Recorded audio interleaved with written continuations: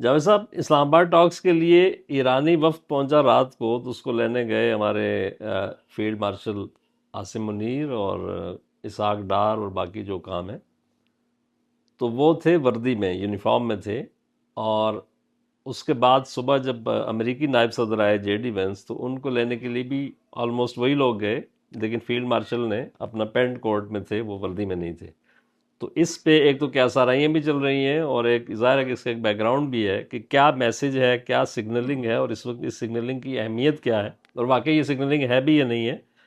کہ اسرائیل جو ہے وہ پہلے یہ بات آئی تھی کہ جی ایرانی وفد کو نشانہ بنا سکتا ہے، اور یہ بھی اسپیکولیشن ہوئی، بلکہ سوشل میڈیا پہ ایک پوری ایک وہ چلی کہ جی وہ جا کے پاکستان اس کو اسکارٹ کر کے پی ایف کے طیارے لائیں گے، جو ظاہر ہے کہ بات درست نہیں تھی.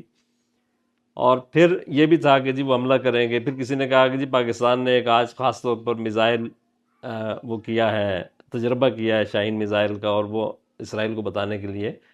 تو یہ کچھ چیزیں ظاہر ہے کہ اسپیکولیشنیں کچھ ایگزیجریٹڈ ہوتی ہیں، لیکن کہیں نہ کہیں کوئی بات ہوتی ہے. وہ کہتے ہیں نا کہ دھواں آگ ہوتی ہے تو تب دھواں دھواں نکلتا اٹھتا ہے. ہے. ہاں جی. تو اس کا تھوڑا سا آپ بیک گراؤنڈ بتا دیں، اور اس کی جو اس سگنلنگ کی اس کی سگنیفیکنس کیا ہے؟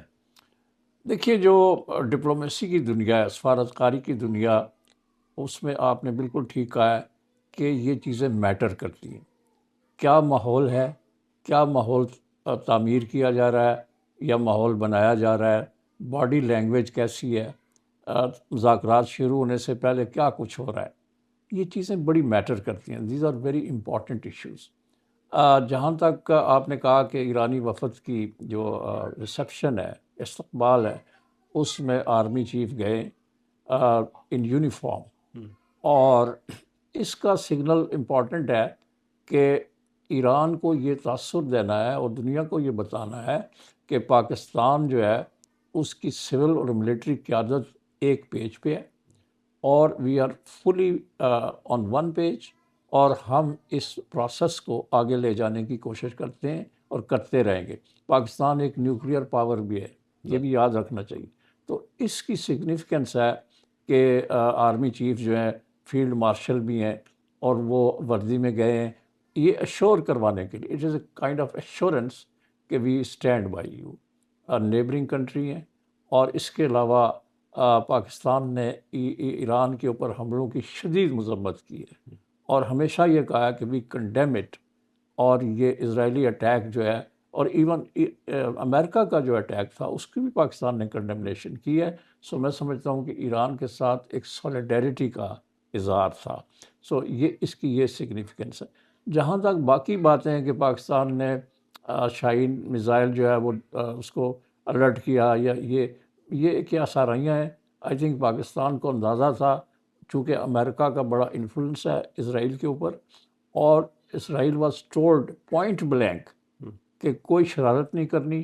حتیٰ کہ اس کو یہ بھی کہا گیا، ابھی جو ٹرمپ نے جو لیٹسٹ نیوز یہ ہے کہ پریزیڈنٹ ٹرمپ نے اس کو جھاڑ پہ لائی ہے نیتنیاہو شٹ اپ کو کال دی، بالکل. کہ آپ نے کوئی گڑبڑ نہیں کرنی لبنان میں، خاص طور پہ لیٹ دیز ٹاک پروسیڈ. سو ایک تو اس کو سگنل بہت اسٹرانگ ملا ہے واشنگٹن سے، کوئی وہ شرارت نہیں کر سکتا، نہ اس کی جرات ہو سکتی ہے پاکستان کے اندر ایسا کرنے کی. لیکن پاکستان نے اپنے میسیجز ٹھیک دیے. پاکستان کا جو سیکیورٹی ارینجمنٹ ہے، it is foolproof, it is perfect. اور جو آپ نے انڈین میڈیا میں دیکھا، ایک کسی احمق اور تعصب سے بھرے ہوئے ایک انڈین صحافی نے ایک سوال کیا امریکن سے کہ کیا جے ڈی وینس اسلام آباد میں محفوظ ہیں؟ تو اس نے کہا بالکل محفوظ ہیں، کوئی آپ کو خطرہ. اور اس نے آگے سے اس کو یہ کہا کہ آپ اسکول کے بچوں والی باتیں کرتے ہیں، آپ تو بچوں والی باتیں کرتے ہیں. تو یہ انڈیا کا پروپیگنڈا بھی تھا کہ وہ اسلام آباد از ناٹ سیف، اور یہی ان کا نیریٹو ہے جو دڑام سے نیچے آ کے زمین پر گرا ہے. اور آج دنیا یہ کہہ رہی ہے کہ انڈین نیریٹو جو ہے it had no feets to stand, اور انڈین نیریٹو اپنی موت مر چکا ہے. وہ پاکستان کو دہشت گردی کا مرکز، دہشت گردی کو ایکسپورٹ کرنے والا ان سیف ملک، اور کیپٹل کو ان سیف قرار دینے کی کوشش کر. یہ سارا پروپیگنڈا جو ہے، یہ سارے کا سارا پروپیگنڈا ہوا میں اڑ گیا ہے. اور پاکستان نے بڑی کامیابی کے ساتھ یہ ٹاکس جو ہیں ان کو کروایا ہے، اور ابھی تک اللہ کے فضل سے سب کچھ ٹھیک جا رہا ہے. اس کا نتیجہ یہ نکلا کہ انڈیا جو ہے وہ مودی کی اور اس کی اسٹیبلشمنٹ کی حرکتوں کی وجہ سے آئسولیٹ ہو چکے. آئسولیٹ ہو گیا. پاکستان دنیا کا مرکز نگاہ بن گیا اور انڈیا جو ہے مرکز مزاح بن گیا ایک اور طرح سے. یہی جو انڈین میڈیا کی جو سب سے بڑی جو ان کو تکلیف ہے یا پریشانی ہے وہ یہی ہے کہ جس پاکستان کو وہ سمجھتے تھے کہ ہم نے اس کو آئسولیٹ کر دیا، کمزور کر دیا، الگ تھلگ کر دیا، وہ اس وقت دنیا کے سینٹر سٹیج پہ ہے. سو انڈین فرسٹریشن جو ہے it is very evident in their talks, in their talk shows, اور جو کچھ وہ نریٹو بلڈ کر رہے ہیں اس سے ان کی فرسٹریشن ظاہر ہوتی ہے. بہت شکریہ.